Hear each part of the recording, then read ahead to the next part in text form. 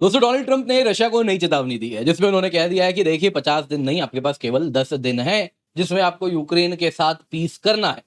यहाँ पे दोस्तों देखने वाली बात यह है कि रशिया से इसका जवाब भी आ गया है। उन्होंने साफ साफ कह दिया कि देखिए, ना तो हम ईरान है, ना तो हम इसराइल हैं, और इस प्रकार से यदि आप नेगोशिएशन करेंगे तो नतीजा ये होगा कि फिर रशिया यूक्रेन वॉर नहीं, रशिया यूएस वॉर की तरफ आप मूव करेंगे। अब दोस्तों यहाँ पे ये भी जानना होगा कि इसमें यूक्रेन बड़ा खुश हो रहा है कि फाइनली ट्रंप रशिया को इस प्रकार से डील करना शुरू कर रहे हैं पुतिन के खिलाफ। अब ट्रंप आग उगल रहे हैं, पर दोस्तों यहाँ पे ये भी देखना है कि देखिए जो रशिया बदले में जवाबी कार्रवाई कर रहा है वो अपने आप में नेक्स्ट लेवल है। आप देख सकते हैं इन सब के बाद यूक्रेन के ऊपर रशिया ने बराज ऑफ मिसाइल अटैक किया है। 324 cruise missile, ballistic missile, drones मिल के कीव से लेके हर जगह रशिया ने यूक्रेन पर हमला किया है। अब दोस्तों यहाँ पे हमें जानना होगा कि अब जब ट्रंप कहते हैं, इस प्रकार से चेतावनी देते हैं कि डेडलाइन 10 से 12 दिन है, नहीं तो उसके बाद पुतिन पे कार्रवाई होगी, तो वो क्या कह रहे हैं।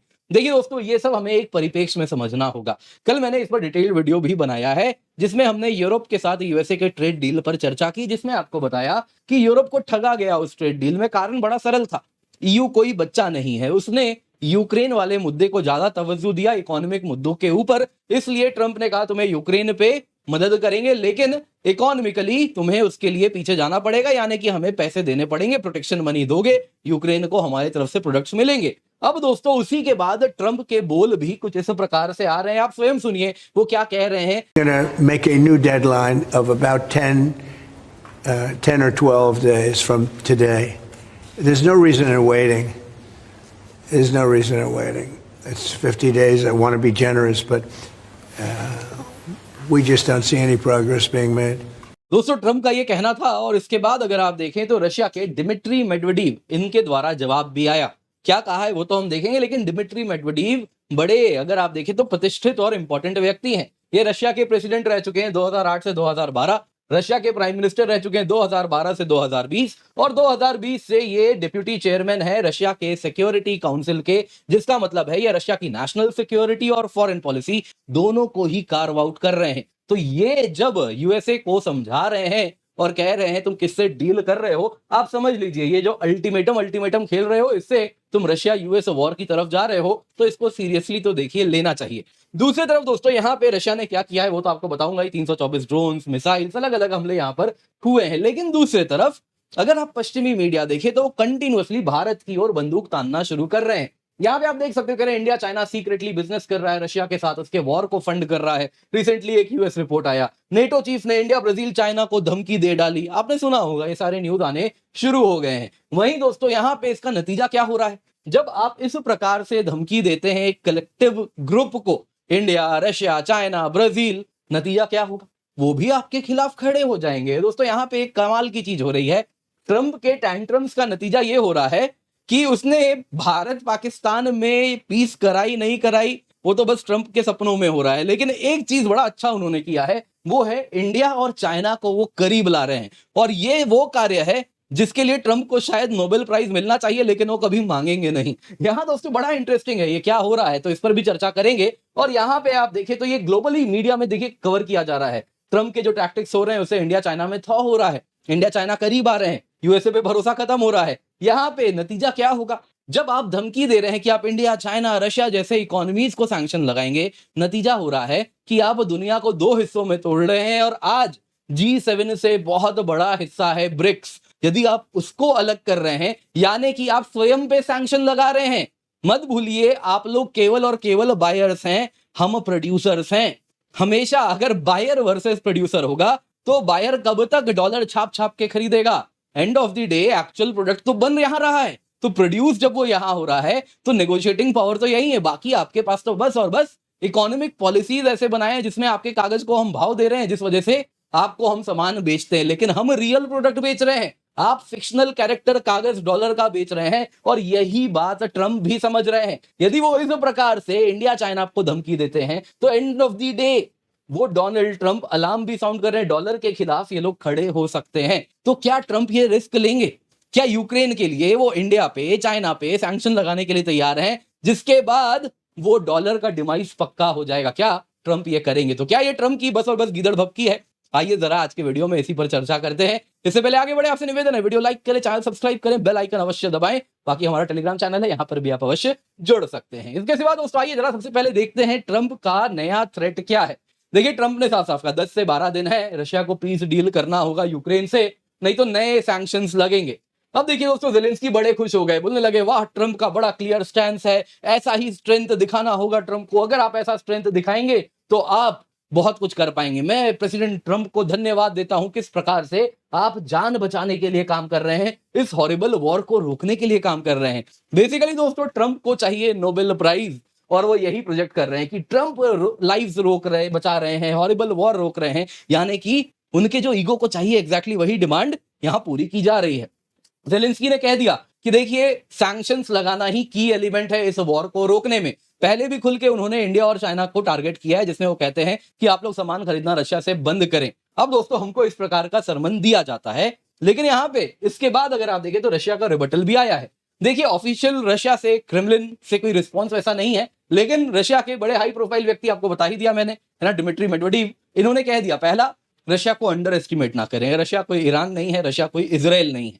दूसरा, आप यूएसए और रशिया के बीच में वॉर को निमंत्रित कर रहे हैं। इस प्रकार से यदि आप अल्टीमेटम खेलेंगे, हर नया अल्टीमेटम एक धमकी है एक वॉर के तरफ। ये रशिया यूक्रेन वॉर नहीं, बल्कि ट्रंप के देश और रशिया के बीच में वॉर की बात हो रही है। बाकी दोस्तों रशिया ने दिखा भी दिया, action speak louder than words. अगले ही दिन तुम धमकी दे रहे हो पीस चाहिए, लो पीस। ओवरनाइट अटैक हुआ, 324 drone, 4 cruise missile, 3 ballistic missile Ukraine पे आके गिरे। अटैक दोस्तों यूक्रेन के स्टारो कोस्टियांटिनीव में हुआ, जो कि एक मेजर एयरबेस वहां पे है।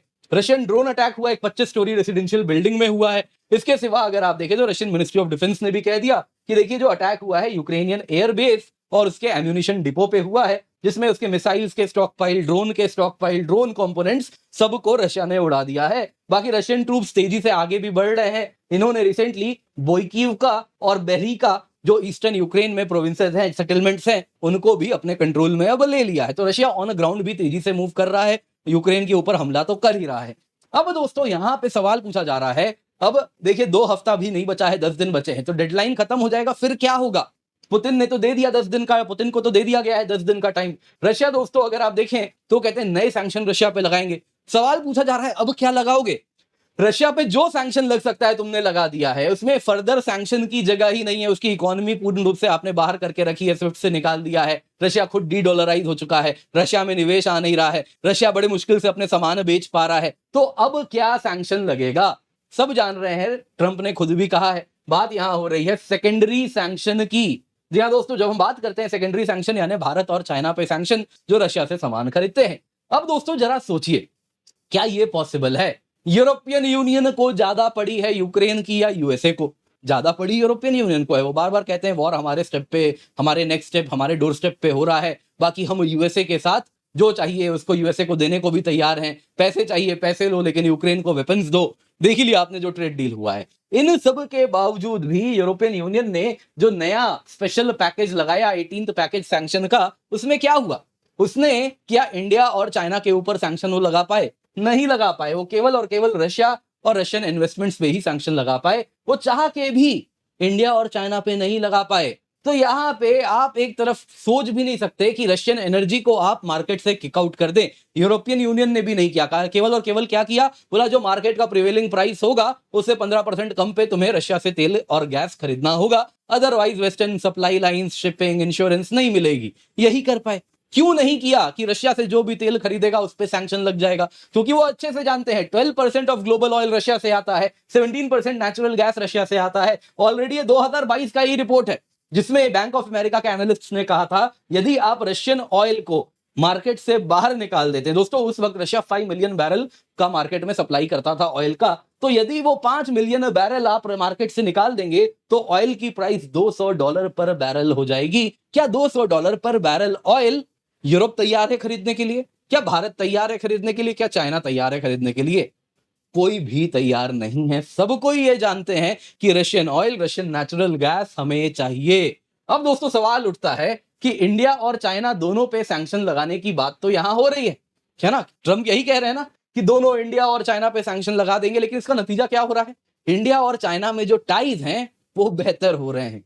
चाइना दोस्तों अब तक क्या था, भारत के साथ उसका जो रवैया था हॉस्टाइल था, इररिस्पॉन्सिबल, अनप्रेडिक्टेबल नेबर था वो भारत का, भारत के साथ। लेकिन अब संबंध अगर आप देखें तो एक स्टेबिलिटी लाना चाह रहा है, वांग यी के लेवल पे टॉक्स होती है, डायरेक्टली क्लोजली कोऑपरेशन कोऑर्डिनेशन की बात होती है। इंडिया लेकिन स्केप्टिकल है, लेकिन फिर भी हम कॉशियसली पॉजिटिव हैं। चलिए कुछ भी हो जाए, एंड ऑफ द डे हमारा पड़ोसी है, पड़ोसी के साथ रिश्ते इतने भी खराब नहीं होने चाहिए कि बॉर्डर पे फौज बैठी है eyeball to eyeball, तो वो हम कभी नहीं चाहेंगे, ना ही वो चाहेंगे। और एग्जैक्टली इसी चीज को चाइना ने खत्म किया जैसे ही वो वहां पे कि अब तो ट्रंप आने वाले हैं, ट्रंप का पूरा फोकस चाइना को कट डाउन करने में होने वाला है, तो वो भी ये समझने लगे। इंडिया ने स्टार्टिंग में थोड़ा देखा कि शायद चाइना पे ही पूरा फोकस होगा, लेकिन हमने देखा ट्रंप की अनप्रेडिक्टेबिलिटी बहुत ज्यादा है, वो भारत को भी कॉर्नर कर रहे हैं। तो यहां पे इंडिया एक बात समझ रहा है, देखिए चाइनीज गुड्स के लिए हम बहुत बड़ा मार्केट है और हमारा भी चाइना से सामान पे हमारी निर्भरता है।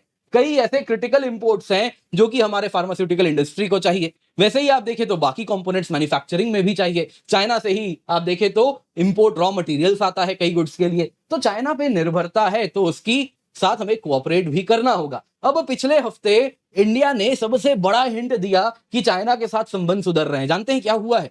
नीति आयोग का रिपोर्ट आया जिसमें कहा गया कि गालवान के बाद जो चाइना के ऊपर हमने लगाया था कि चाइना के निवेश को नहीं आने देंगे भारत, ये जो हमने इंपोज किया था इन्वेस्टमेंट ब्लॉकेड, वो हटा देना चाहिए, अब इन्वेस्टमेंट ले आना चाहिए। देखिए दोस्तों, हो सकता है ये हाथी के दिखाने के दांत हैं, खाने वाले दांत नहीं है। कारण क्या है? हम भी दिखाना चाह रहे हैं यूएसए को।